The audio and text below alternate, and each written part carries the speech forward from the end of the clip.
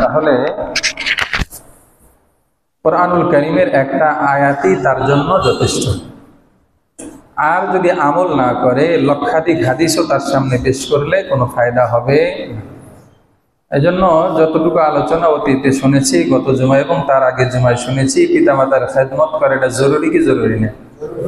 জরুরি। এই জন্য যাদের ঘরে মা বাবা আছে, আমরা মা বাবার খেদমত করতে থাকবো ইনশাআল্লাহ। মা বাবার নিয়ামত শুধু একটা আলোচনা করি, আজকের আলোচনার দিকে যাব। আল্লাহর নবী বলেন, কেউ যদি তার বৃদ্ধ মা বাবা নাই, শুধু যে অবস্থায় হোক, মা বাবার দিকে যদি একবার রহমতের দৃষ্টিতে তাকায়, আল্লাহ তাআলা তাকে কবুল হজ ও উমরার সব আমলনামায় দিয়ে দেয়। কত বড় ফজিলত! সাহাবায়ে কেরাম বললেন, ইয়া রাসূলুল্লাহ, দিনের মধ্যে যদি অনেকবার তাকায়, বলে যতবার তাকাবে ততবার কবুল হজ ও উমরার সব পেয়ে যাবে। সুবহানাল্লাহ। উমরা করতে তো এখন প্রায় 1.5 লাখ টাকার মতো লেগে যায়, হজ করতে তো 6-7 লাখ টাকা লেগে যায়। এত টাকা খরচ করে এসে হজ কবুল হতেও পারে, উমরা কবুল হতেও পারে, নাও পারে। মা বাবার দিকে তাকাইলে এত বড় ফজিলত, অথচ এই ফজিলত থেকে শয়তানের ওয়াসওয়াসায়, মানুষ শয়তান এবং নফসে শয়তানের ওয়াসওয়াসায় আমরা মুখ ফিরিয়ে যদি নিয়ে থাকি, তাহলে এটা আমাদের জন্য সবচাইতে হতভাগ্য এবং দুর্ভাগ্যের কারণ হবে। এই জন্য দাঁত থাকিতে দাঁতের মর্যাদা করা দরকার। রাজি আছেন ইনশাআল্লাহ? হ্যাঁ, এই জন্য মা বাবার দিকে রহমতের দৃষ্টিতে বারবার তাকাবো, কবুল হজ ও উমরার সব লুফে নেব ইনশাআল্লাহ। মারা গেলে তাদের কবর প্রত্যেক জুমার দিন জিয়ারত করবো ইনশাআল্লাহ। আল্লাহ আমাদের গুনাহ মাফ করবেন এবং কিয়ামতের দিন জাহান্নাম থেকে মুক্তি দান করবেন, আমিন। বলে আর একটা যে বিষয়ও আলোচনা হওয়া দরকার, যে আলোচনাটা খুব কম হয়, কিন্তু এটাও আলোচনা হওয়া দরকার, যে পিতামাতার হক সন্তানের উপর আছে। সন্তানের কি কোনো হক নাই পিতামাতার উপর? কি বলেন? থাকার কথা না? দুই দিকেই তো হক থাকার কথা। আজকে ইনশাআল্লাহ যতটুকু সম্ভব হয়, এবং আগামী জুমায় যদি কিছু বাকি থাকে, আগামী জুমায় হবে সন্তানের প্রতি মা বাবার কি করণীয়, কি কর্তব্য, মা বাবা থেকে সন্তান কি পায়, কি আশা করে, কি তাদের অধিকার, এ বিষয়ে আলোচনা। এ ব্যাপারে কোরআনুল কারীমের ছোট্ট একটা আয়াতে কারিমার অংশ বিশেষ তেলাওয়াত করেছি। বিশ্বনবী সাল্লাল্লাহু আলাইহি ওয়াসাল্লামের অসংখ্য আহাদিসে মুবারাকা থেকে একটা হাদিসের অংশ তেলাওয়াত করেছি। ইহার আলোকেই 2-4টা কথা বলা হবে। আল্লাহ তাআলা আমাকে ইখলাসের সাথে কোরআন সুন্নাহর আলোকে সঠিক কথা, সঠিক নিয়তে সঠিক কথা বলার তৌফিক দান করেন, আমিন।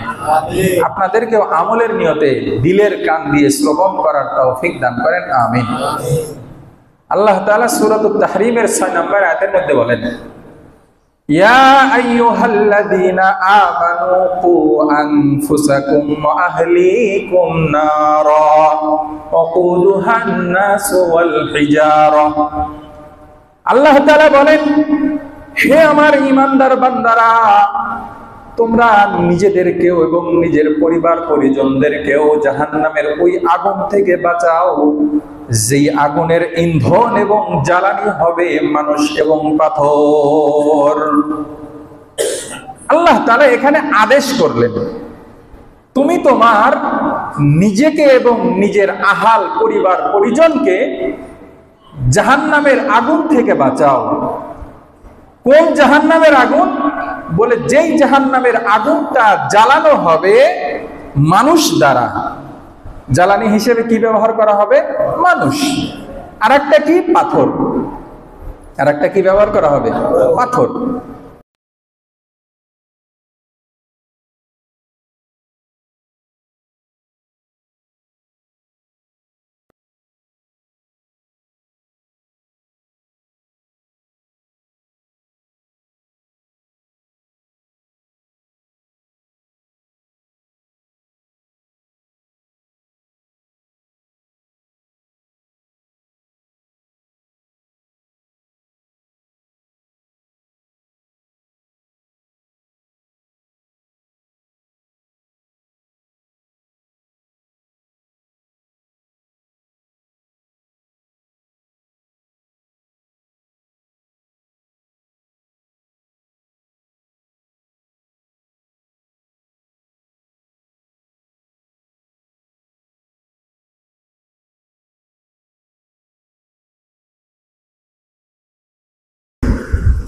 দুনিয়ার এই সাধারণ আগুনেরই যদি এত ক্ষমতা হয়, তাহলে জাহান্নামের আগুনের পরিস্থিতিটা কি হবে? এই জন্য আল্লাহ তাআলা কি বললেন, নিজেদেরকে এবং নিজের আহালকেও জাহান্নামের আগুন থেকে বাঁচাতে হবে। আহাল মানে পরিবার, পরিবার। এই আহালের ভিতরে নিজের সন্তানের চাইতে কি আর নিকটবর্তী কোন পরিবারের সদস্য আছে? তাহলে সন্তানের জন্য পিতার উপর, মাতার উপর এই জাহান্নাম থেকে বাঁচানোর কি কি হক? বলে পিতার উপর প্রথম হক হলো, পিতা যখন বিবাহ করবে, বিবাহ করার সময় সে সন্তানের দিকে খেয়াল করে সে বিবি নির্বাচন করবে, তার তার নববধূকে নির্বাচন করবে। কেমন তো বিবাহ করবে এটা তাকে সুন্দরভাবে খেয়াল করতে হবে। কি কি খেয়াল করতে হবে? আল্লাহ নবীর হাদিসের ভিতরে আরবের বিবাহ করার ক্ষেত্রে কোন কোন বিষয়কে প্রাধান্য দেওয়া হতো সেই অবস্থাটা তুলে ধরেন, তুলে ধরে নিজের মতামতটা লাস্টে ব্যক্ত করেন। قال النبي صلى الله عليه وسلم تنكح المرأة لأربع لمالها ولجمالها ولحسبها ولدينها। يا আমার সাহাবীরা আনে वाला উম্মতে আলে তোমরা খুব ভালো করে খেয়াল করো, মানুষ যখন বিবাহ করতে গিয়ে মেয়ে তালাশ করে, নববধূকে তালাশ করে, বলে তার ভিতরে চারটা গুণ তারা খুঁজে খুঁজে খুব ভালো করে দেখে। এক নাম্বার হলো ইমানিহা, দেখে তার সম্পদ কেমন আছে। সম্পদশালী যদি কোনো মেয়ে হয়, দেখতে যদি কালো হয় সমস্যা নাই। অনেকের ক্ষেত্রে যারা লোভী, যারা অর্থ পাগল, এদের টার্গেট ওয়ান থাকে সে সম্পদশালী কিনা, সম্পদের দিকে খেয়াল করে বিবাহ করে। ওই জামালিহা, সৌন্দর্য দেখে অনেক বিবাহ করে। অনেকের টার্গেট থাকে সম্পদ থাকলো কি না থাকলো এটা দেখার বিষয় না, আমি বিবাহ করবো এমন মেয়ে যার দিকে একবার তাকাইলে বারবার তাকাতে মনে যায়, যার দিকে তাকাইলে চোখ ফিরানো অনেক কঠিন হয়ে যায়, যার দিকে তাকাইলে শুধু তাকিয়েই থাকতে মনে যায়, ওই এমন পূর্ণিমার চাঁদ বিবাহ করতে যায়। ওয়ালি হাসাবিহা, আরেকটা দিকে খেয়াল করে মানুষ বিবাহ করে, সেটা হলো বংশ মর্যাদাটা কেমন। সম্পদ যেমন নাই, সৌন্দর্য যেমন নাই, কিন্তু বংশ মর্যাদাটা অনেক উঁচা বংশ আছে না। কিছু কিছু বংশ যেটা বংশীয় ভাবেই তাদেরকে সম্মান করা হয়, যদিও এই সিস্টেমটা বর্তমান সমাজে বিলুপ্তির পথে। এখন সম্মানীদেরকে সম্মান মানুষ করতে চায়, বলেন এই অবস্থা শুরু হয়ে গেছে বলে। তবে এর একটা দাম আছে, সম্পদ, সম্পদের যেরকম দাম আছে, সম্পদের যেরকম দাম আছে, সৌন্দর্যের যেমন দাম আছে, বলে এরকম পরিবারের বংশীয় মর্যাদার একটা দাম আছে। আল্লাহ নবী বলেন ওয়ালিদিনহা, আরেকটা দিকে খেয়াল করে মানুষ বিবাহের সময় পাত্রের মন বিচার করে, সেটা হলো তার নিজের নিন্দাই কতটুকু আছে। আল্লাহ নবী এই চারটা গুণ বর্ণনা করার পরে বলতেছে, তার নিজের পরামর্শ ব্যক্ত করতেছে, খাসবার বিজাতির দিন, ও আমার উম্মতেরা তোমরা দিনকেই বেশি করে প্রাধান্য দিও। সুবহানাল্লাহ, সুবহানাল্লাহ। বলেন চার কারণের ভিতরে তিনটা কারণ আল্লাহ নবী প্রথমে বর্ণনা করলেন, চতুর্থ নম্বর কারণ বর্ণনা করে বলতেছেন, এই তিন কারণের ভিতরে যদি কোনোটা কমতি থাকে তবে তোমরা চতুর্থ কারণকে অবশ্যই প্রাধান্য দিবা। তাই বাদ যদি তুমি প্রথম গুণগুলোর দিকে খেয়াল করে চতুর্থ নম্বর কারণ কারণকে চতুর্থ নাম্বার গুণকে যদি তুমি মূল্যায়ন না করো বরং অবমূল্যায়ন করো, যদি তোমার সেটাকে মেইন সাবজেক্ট হিসেবে গ্রহণ না করে ফার্স্ট সাবজেক্ট হিসেবে এটাকে গণ্য করো বলে, তাহলে তোমার কপাল ধূলিকাময় হয়ে যাবে। বুঝেছে? তার মানে বিবাহ করার ক্ষেত্রে আল্লাহ নবী আমাদেরকে পরামর্শ দিলেন, এক নাম্বার মানুষ বিবাহ করে কি দেখে? সম্পদ দেখে, আরেকটা সৌন্দর্য দেখে, আরেকটা বংশীয় মর্যাদা দেখে, আরেকটা দিনদারি দেখে। আমাদেরকে পরামর্শ দিয়ে দিনদারিকে প্রাধান্য দিতে হবে। এই জন্য এই সন্তানের প্রথম হক আর নষ্ট হবে যদি আমি দিনদারিকে মাইনাস করি। কেন? বলে এই মায়ের প্রভাবটা সন্তানের উপর বেশি পড়ে। তাই তো মাদার তেরেসা, সে একজন নাস্তিক ছিল, তারপরেও সে বলেছে সে একজন সামাজিক গবেষক ছিল, সমাজ নিয়ে গবেষণা করত। সে একজন মানবতাবাদী নারী ছিল। সে বলছে তোমরা আমাকে একটা শিক্ষিত মা দাও, আমি তোমাদেরকে শিক্ষিত জাতি উপহার দেব। আল্লাহ নবী পরোক্ষভাবে আমাদেরকে 1450 বছর আগে বলে গেছে, তুমি একটা শিক্ষিতা নয়, শিক্ষিতা যদি থাকে যতটুকু থাকে থাকো, তুমি একটা দিনদার মা নির্বাচন করো বিবাহের ক্ষেত্রে, তাহলে তোমাদেরকে আমি দিনদার একটা সমাজ ব্যবস্থা, রাষ্ট্র ব্যবস্থা, একটা জাতি উপহার দেব। আজ আমরা বিবাহ করার ক্ষেত্রে প্রথম দিনটাকে যেমন প্রাধান্য দেয় বলে চতুর্থটার কথা তো মনেই থাকে। কি বলেন? তাকে সম্পদ আগে দেখো, সম্পদ আগে দেখো, কি পরিমাণ সম্পদ আছে। আমার তো একটা রাস্তালা আছে, ঘরে 2টা 3টা আছে, আরো তো একটা আছে কিনা, ছেলে কয়জন মেয়ে কয়জন হিসাব আগে ঢুকা, আমার ভাগে কয়টা আসে, কথা বুঝেছি না? বলে আমার বাসায় তো 5টা বউ, ছেলের বউ আগে আসছে, 5টা বউ অমুকে আসছে, আমার ছেলের বউটা অনেক সুন্দর হতে হবে, কথা বুঝেছি। হ্যাঁ, কিন্তু দিনদারির দিকে খেয়াল নাই। এই জন্য আমাদের অবস্থাটা সামাজিক অবক্ষয় দিন দিন বাড়তেছে।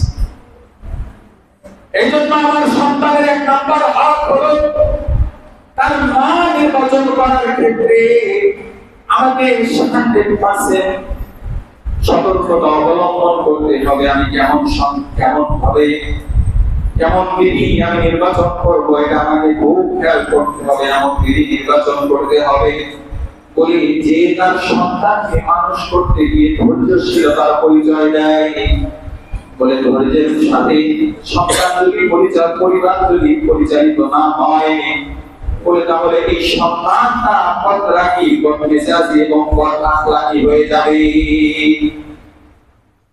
সন্তানের ক্ষেত্রে ধৈর্যশীল বাবাও হবে, মাও হবে, তবে মা যেহেতু সর্বদা বেশি থাকবে সন্তানের কাছে, এই জন্য সন্তানের জন্য ধৈর্যশীল মা নির্বাচন করতে হবে।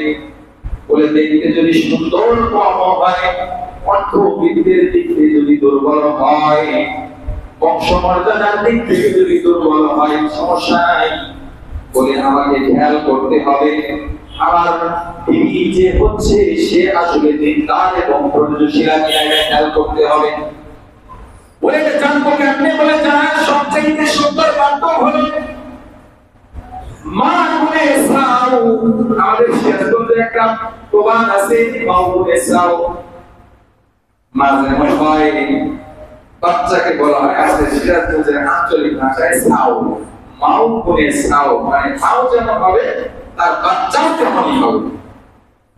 এই জন্য খেয়াল করতে হবে আমি যাকে বিবাহ করতে যাচ্ছি তার মা কেমন, তার স্বামীর সাথে মানে আমার বহু শ্বশুরের সাথে আমার শাশুড়ির সম্পর্কটা কেমন, আমার শ্বশুরের প্রতি আমার শাশুড়ি কেমন দায়িত্ববান, তার সন্তান গুলোকে কেমন ভাবে মানুষ করেছে। বলে এটা জানার জন্য আমার বিভিন্ন প্রকার গবেষক নিয়োগের দরকার নাই। তোমার নাম কি, ফলে পরিচয়, বলে আমি খেয়াল করে দেখবো আমার সুমতি সারা যারা আছে, আমার বিবি যা আছে, একে কেমন করে মানুষ করেছে, এরা কোন লাইনের, তারা শিক্ষা গ্রহণ করেছে, তাদের ভিতরে দিনদারি কতটুকু আছে।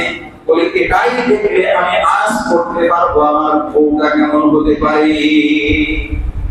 এরকম গবেষণা করে প্রয়োজনে বারবার খবর নিয়ে আমি বিবাহ যদি করি, তাহলে আমার বিবাহ বিচ্ছেদের চিন্তা মাথায় আনতে হবে। বলে আমরা বাঙালি, ছোট বাঙালি না, মানুষের একটা স্বভাব হলো মানুষ বেশি তাড়াহুড়া পছন্দ করে। মানুষ কি পছন্দ করে? তাড়াহুড়া।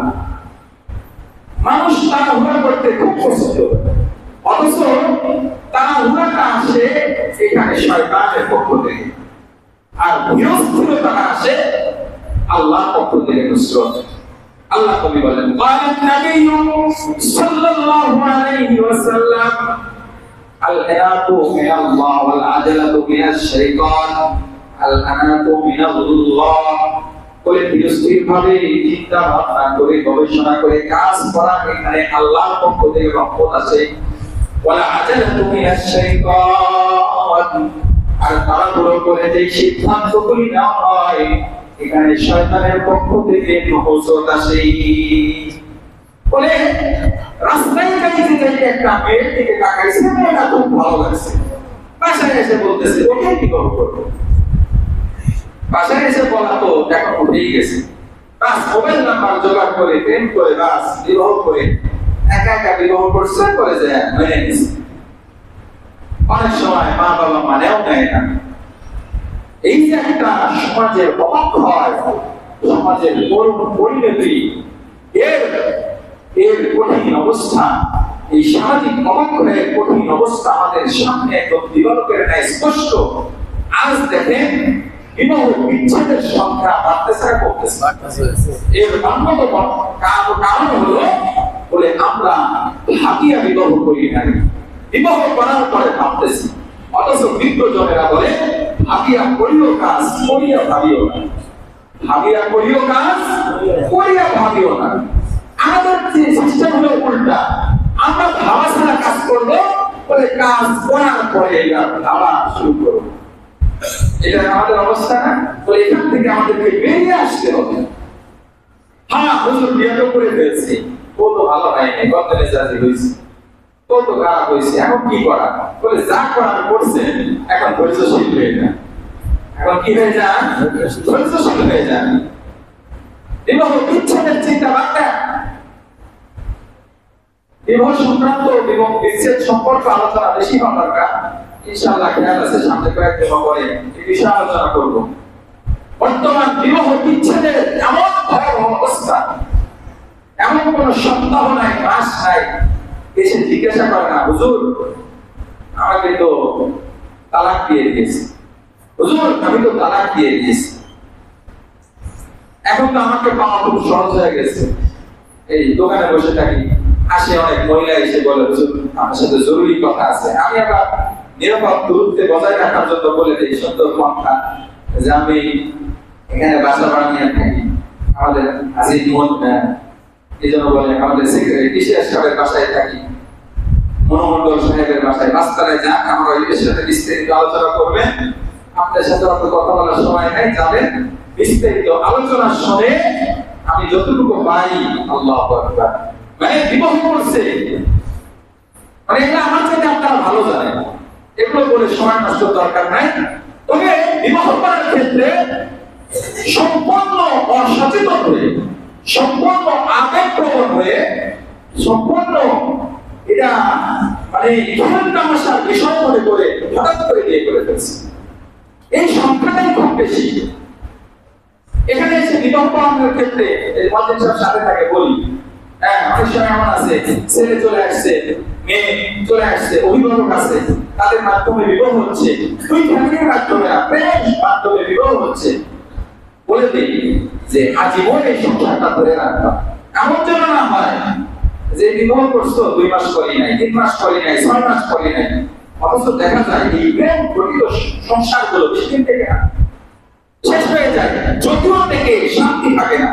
থাকবে কেমনে? দুই ফ্যামিলির সবচাইতে যাদের দোয়া নবদম্পতির জন্য কার্যকারী ভূমিকা পালন করবে, মা বাবার দোয়া, মেয়েরও মা বাবার দোয়া, বাবারও মা বাবার দোয়া, দুই পক্ষ থেকে যখন দোয়ার পরিবর্তে বদ্ধ এসে হাজির হয়, ওই সংসারের ভিতরে রহমত বরকত তো দূরের কথা, জাহান্নামের অগ্নি জ্বলা শুরু হয়ে যায়। এই জন্য ভাই, যারা ছোট বাচ্চা আছো, যারা যুবক আছো, যারা এখন বিবাহ করে নাই, খুব খেয়াল করো। বিবাহ একটা ছেলে খেলা বিষয় না।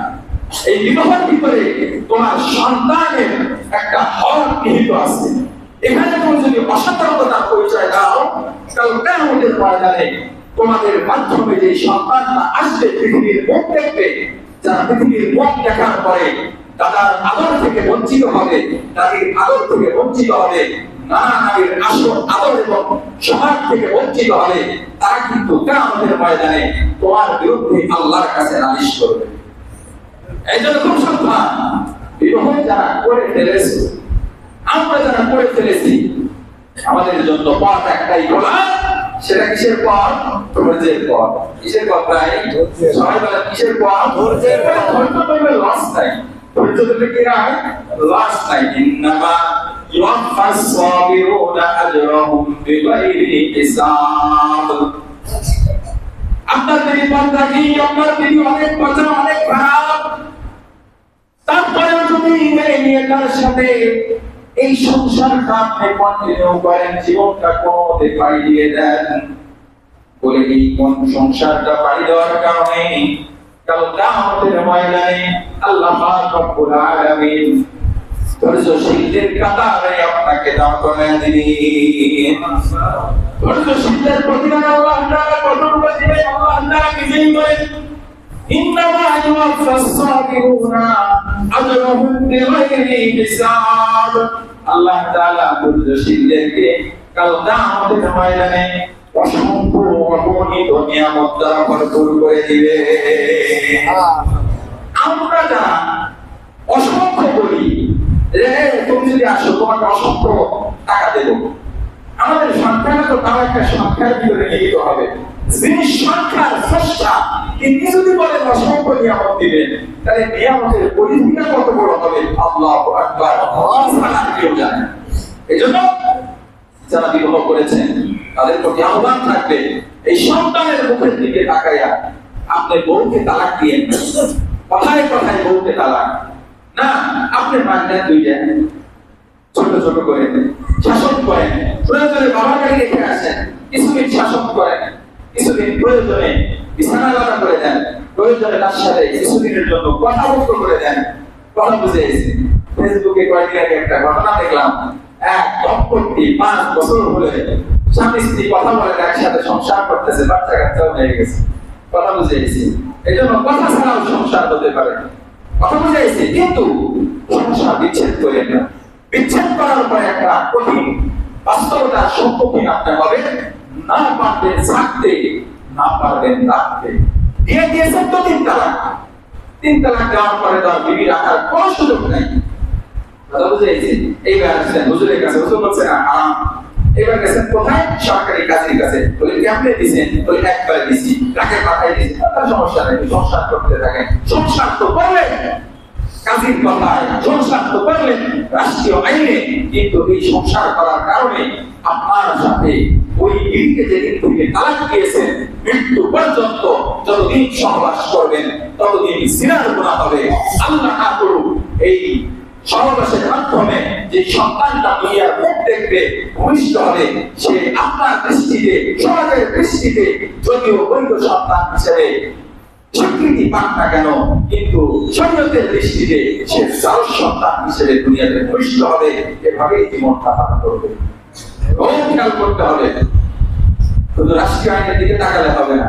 আরে ভাই, রাষ্ট্রীয় আইন যারা তৈরি করে, পার্লামেন্ট সদস্য যারা, আমাদের দেশটা কোরআনের শাসনের দেশ না, আমাদের দেশটা হলো মানব রচিত সংবিধানের মাধ্যমে দেশ চলে। কথা বলেন ঠিক কিনা? এই জন্য যারা ক্ষমতায় ছিল, ক্ষমতায় আসবে, ক্ষমতায় আসার জন্য চেষ্টা করে, প্রাসঙ্গিক এসেছে তাই বলে ফেলি, বলে তারা তো আমার সৃষ্টিকর্তা আল্লাহকে গালিগালাজ দিলেও এটাকে বাক স্বাধীনতা বলে চালিয়ে দেয়। কথা বলে ঠিক। মানিকগঞ্জের একটা বাউল এই কুলাঙ্গার আল্লাহকে নিয়ে পর্যন্ত কটাক্ষ করছে। খালি কি কটাক্ষ, এই ভিডিওটা আমি পরিপূর্ণ দেখতে পারি নাই, আমার দিল শুনতে পারে নাই, অনেকেই হয়তো শুনে ফেলেছেন। এই বাটপারটা কত বড় বাটপারি, দুই চারটা বড় কথা বলবো, যারা শোনেন নাই তারা হয়তো মনে করবেন হুজুর এত বড় বললো কেন। শুধু একটা বলি, এই বাউলের বাচ্চা বাউল, কুলাঙ্গারের বাচ্চা কুলাঙ্গার বলে যে আল্লাহর কথায় গোয়া মাথা নাই। নাউজুবিল্লাহ বলে, নাউজুবিল্লাহ। এত বড় কুলাঙ্গার আরো অনেক বিশ্বপূর্ণ কথা সে ব্যক্ত করেছে। সামনে কি সব হিন্দু ছিল না, সামনে সব খ্রিস্টান ছিল না, সামনে সব বৌদ্ধ ছিল না, যারা গান শুনতেছিল তারা সব অন্ধধর্মী ছিল না। তাহলে এবার বোঝেন সবাই তো ছিল মুসলমান। তারা কি খাঁটি মুসলমান? মুনাফিক মার্কা মুসলমান। এই জন্য এর ব্যাপারে উলামায়ে কেরাম প্রতিবাদের উপর প্রতিবাদ যখন চালানো শুরু করছে, সরকার বাধ্য হয়ে তাকে গ্রেফতার করছে। গ্রেফতার করার পরে বিভিন্ন দলের পক্ষ থেকে, বিভিন্ন দলের মহাসচিব, বিভিন্ন দলের প্রধান নেতারা বলা শুরু করছে যে এটা তো ব্যক্তি স্বাধীনতা, এটা তো সেই বাংলাদেশের আবহমান কাল থেকে আমাদের একটা সংস্কৃতি, তোমার সংস্কৃতির দুষ্কৃতিরাই যেই সংস্কৃতি আমার আল্লাহকে পর্যন্ত ছাড় দেয় না, সেই সংস্কৃতিকে আমরা পারি না। এই আমল সরকারকে দৃষ্টান্তমূলক শাস্তির আহ্বান আমরা বড়টা কেন্দ্রীয় মসজিদের সমস্ত মুসলিমদের পক্ষ থেকে, এই এলাকাবাসীর পক্ষ থেকে রাষ্ট্রের কাছে জানাই। কথা বলেন ঠিক। সর্বোচ্চ শাস্তি ফাঁসি আমরা দাবি করি। কথা বলেন ঠিক। যদি একটারে ফাঁসি দেওয়া হয়, অন্যগুলি শাসন পেয়ে যাবে, অন্যগুলি সাবধান হয়ে যাবে। অন্যথায় এদিকে যদি ছাড় দেওয়া হয়, পরবর্তী যারা আছে আরো বেশি তারা লাগামহীন বক্তব্য দিতেই থাকবে। আল্লাহর জমিনে বলে নাস্তিকরা তো বক্তব্য দিচ্ছে, বৌদ্ধরা বিভিন্ন প্রকার বক্তব্য দিচ্ছে, খ্রিস্টানরা বক্তব্য দিচ্ছে, মুনাফিকরা বক্তব্য দিচ্ছে।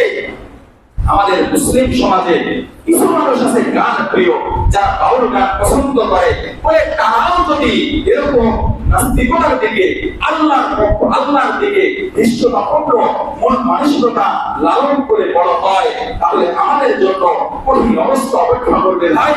এই জন্য আমাদের সতর্ক থাকতে হবে। আমরা আমাদের স্থান থেকে যেখানে এরকম লালন গান হবে, কি বাউল গান হবে, আমরা আমাদের সাধ্য অনুযায়ী প্রতিহত করার চেষ্টা করবো।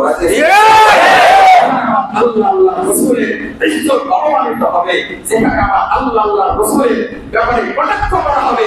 একজন মুমিনের হৃদয়ের ভিতরে যদি রক্তক্ষরণ না হয়, বোঝা যাবে আপনার ঈমানটা একদম দুর্বল। তো দূরের কথা, ঈমানটা নাই হয়ে গেছে।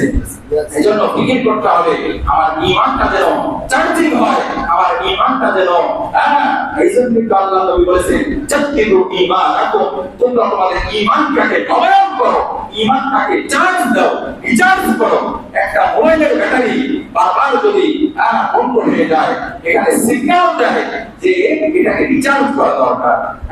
আমার আপনার ঈমান এরকম ঘটনার মাধ্যমে আমাদেরকে অ্যালার্ম দেয়, আমাদেরকে এরকম সতর্কবাণী দেয়, এই এত বড় ঘটনা ঘটে গেল, তোর ঈমান তো কিছুই করলো না, তার মানে তোর ঈমানটা দুর্বল হয়ে গেছে, তোর ঈমানটা এবার শান্তি, তোর ঈমানটা এবার মজবুত কর।